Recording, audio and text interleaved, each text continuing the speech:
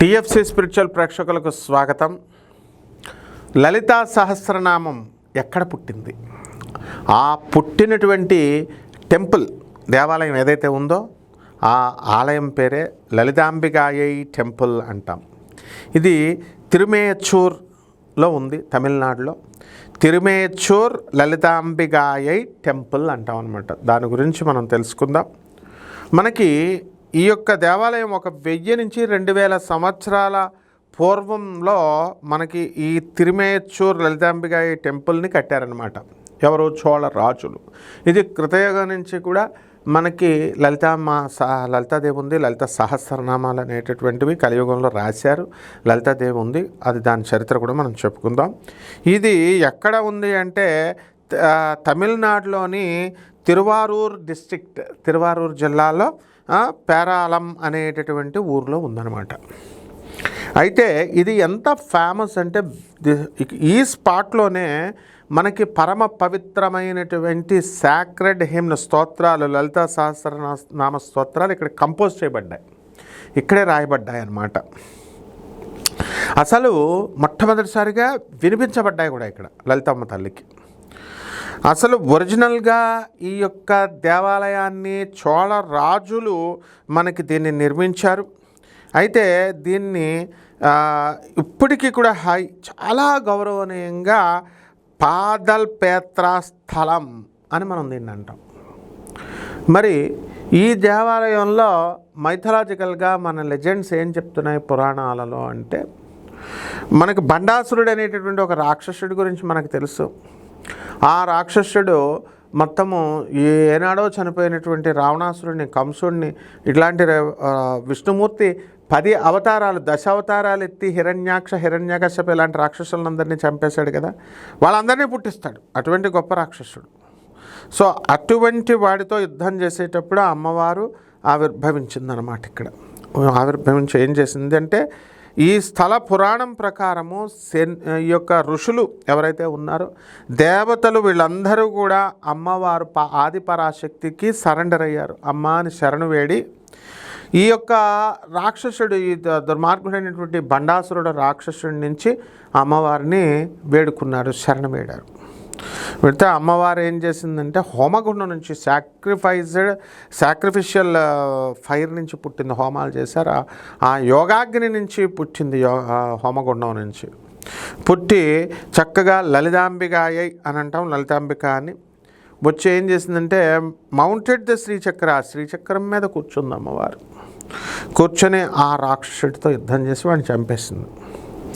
ఆ తర్వాత ఈ ఘోరమైనటువంటి భయంకరమైనటువంటి యుద్ధం జరిగిన తర్వాత పరమశివుడు ఆమెకు ఆదేశించాడు. ఏమని ఆదేశించాడంటే, అమ్మ నువ్వు భూమి మీదకి రా తల్లి, వెలిసి అందువలన మనోన్మణి అనేటటువంటి పీస్ఫుల్ ప్రశాంతమైనటువంటి రూపాన్ని అమ్మవారిని ధరించమన్నారు.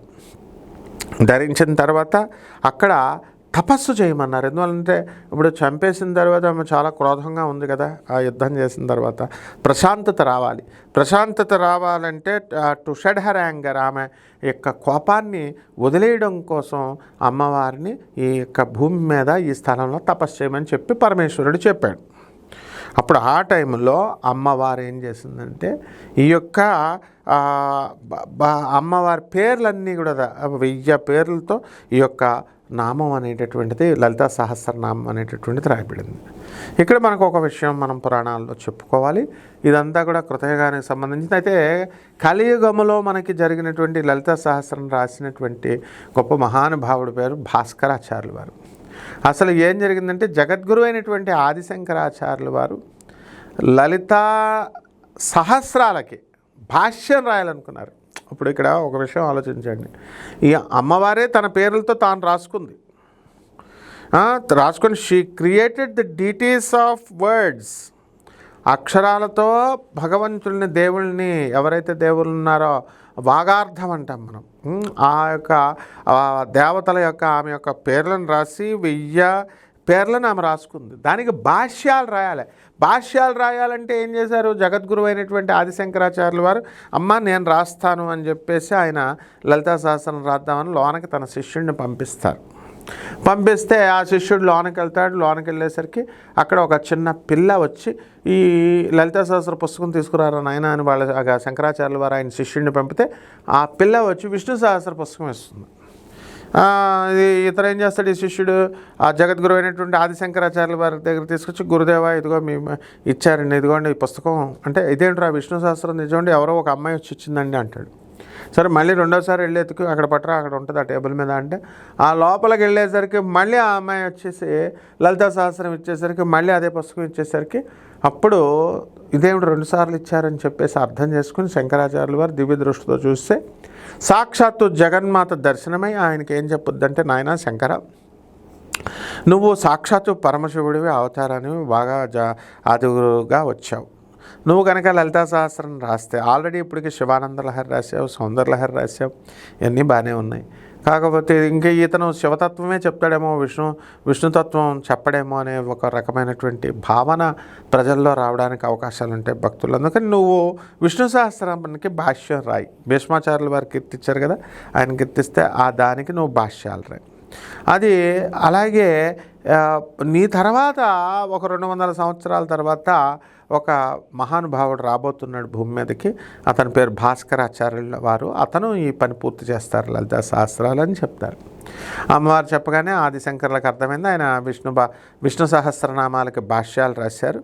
అలాగే భాస్కరాచార్యుల వారు తర్వాత 200 సంవత్సరాల తర్వాత పుట్టి ఈ యొక్క చోళరాజులు వచ్చినప్పటికీ వాళ్ళు ఈ యొక్క చోళరాజుల సారథ్యంలో ఉన్న ఈ టెంపుల్కి ఆయన ఆయన భాష్యాలు రాసి లలితా భాష్యాలని ఇచ్చారనమాట. లలితా సహస్రనామానికి భాష్యం రాసి ఆ గుడి ముందు అమ్మవారికి వినిపించారు. ఈ గుడి ముందు తిరుమేచ్చూర్ లలితాంబికాయ గుడి దగ్గర. ఆ తర్వాత ఇక్కడ ఎవరెవరు దేవతలు ఉంటారు అంటే మగనాథర్ లార్డ్ శివ ఉంటాడు ఇక్కడ. అలాగే ఇక్కడ ఎవరు స్వయంభూమూర్తి అనమాట. ఈయన స్వయం వ్యక్తమై ఉన్నాడు పరమేశ్వరుడు. దీన్ని సూర్యుడు తర్వాత ఏమైందంటే ఒకసారి సూర్యుడికి ఒక శాపం తగులుతుంది. ఆ శాపాన్ని పోగొట్టుకోవడం కోసం ఆయన తేజస్ అంతా కూడా కోల్పోయి లాస్ట్ ఈజ్ రేడియన్స్ అనమాట. మళ్ళీ అది రాబట్టుకోవడం కోసం ఈ అమ్మవారి దగ్గరికి వచ్చి ఇక్కడ ఈ స్వామి వారిని దర్శనం చేసుకుంటాడు. అప్పుడు ఇక్కడ మనకి ఈయన సూర్యభగవానుడు ఎప్పుడైతే ఈ స్వామివారిని మేఘనాథారిని పూజ చేశాడో అప్పుడు ఆయన ఆ శాపం నుంచి విముక్తుడయ్యాడు. అలాగే ఇకపోతే రెండవది లలితాంబికాయ అమ్మ అంటే ఎవరన్నమాట, పార్వతీ అమ్మవారు. ఈవిడ ఏమైందండి అంటే ఇక్కడే వెలిసిందామె. ఆ వెలిసిన తర్వాత చక్కగా ఈ యొక్క ట్రాంకిల్ సుఖాసనం పోస్చర్లో వేసుకొని, సుఖాసనం అంటే ఒక కాలు క్రింద పెట్టి ఒక కాలు పైన పెట్టి అనే శ్రీచక్ర అనేటటువంటి దానిపైన నిలబడి ఉంది కాబట్టి ఆ యొక్క కిరీటాన్ని శ్రీచక్ర థ్రోన్ మీద ఆ యొక్క సింహాసనం మీద ఆమె కూర్చొని వెలిసిందామె. ఒక కాల్ని ఇలా మడుచుకుని సుఖాసనం అంటాం దాన్ని. లేకపోతే ఇక్కడ జరిగేటటువంటి ఫెస్టివల్స్ ఏంటి, అసలు పూజలు ఏ విధంగా ఉంటాయి అని అంటే, ఈ యొక్క టెంపుల్ అంతా కూడా వేల మంది భక్తుల్ని ఆకర్షిస్తూ వస్తుంది. ఎస్పెషల్లీ నవరాత్రుల సమయంలో. అలాగే ఆదిపూరం అనేటటువంటి ఒక పండగ జరుగుతుంది, అప్పుడు కూడా జరుగుతుంది. అప్పుడు ఆదిపూరం అనేటటువంటిది నవరాత్రి పండగ రోజున ఏమవుతుందో తెలుసా, నవరాత్రుల్లో అమ్మవారికి ఒక ప్రత్యేకమైనటువంటి ఒక పూజ నిర్వహిస్తారు. అక్కడ చక్కెర పొంగల్ని తీసుకొచ్చి, స్వీట్ పుడ్డింగ్ తీసుకొచ్చి ఆ నెయ్యిని ఆవు నెయ్యిని ఒక పాండులో పోసేస్తారనమాట. ఒక చెరువులో పోసేస్తున్నట్టు ఒక కొలంలో అమ్మవారి ముందు ఒక కొలనంతా పొంగల్ని పోసేస్తారు. పోసేసి నెయ్యిని పోసేసి అండ్ అమ్మవారి యొక్క నీడ దాంట్లో గ్లిటరింగ్ లలితాంబికాయేస్ గ్లిటరింగ్ అలంకారాన్ని అది ఆ డెకరేషన్ని ఆ పొంగల్ యొక్క ఆ పాండు నుంచి ఆ సరస్సు నుంచి కొల నుంచి అమ్మవారి యొక్క రిఫ్లెక్షన్ నీడని చూస్తారు అందులో. అది ఈ పండగ యొక్క గొప్పతనం అన్నమాట.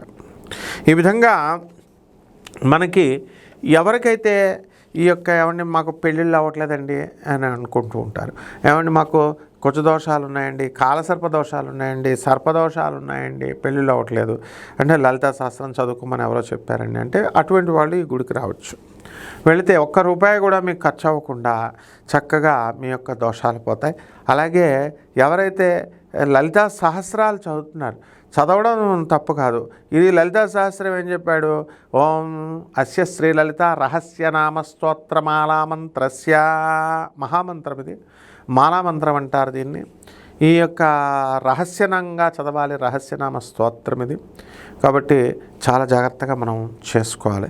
అటువంటి ఆ జగన్మాత అయినటువంటి ఆ లలిత అమ్మవారు స్తోత్రాలు చేసేటటువంటి వాళ్ళందరూ కూడా ఈ దేవాలయానికి వెళ్ళి దర్శనం చేసుకోవచ్చు.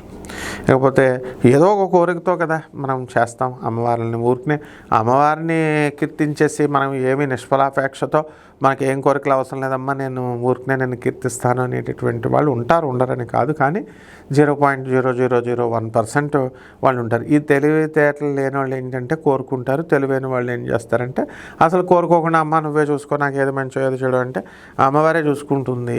అలాగే జరుగుతూ వచ్చింది.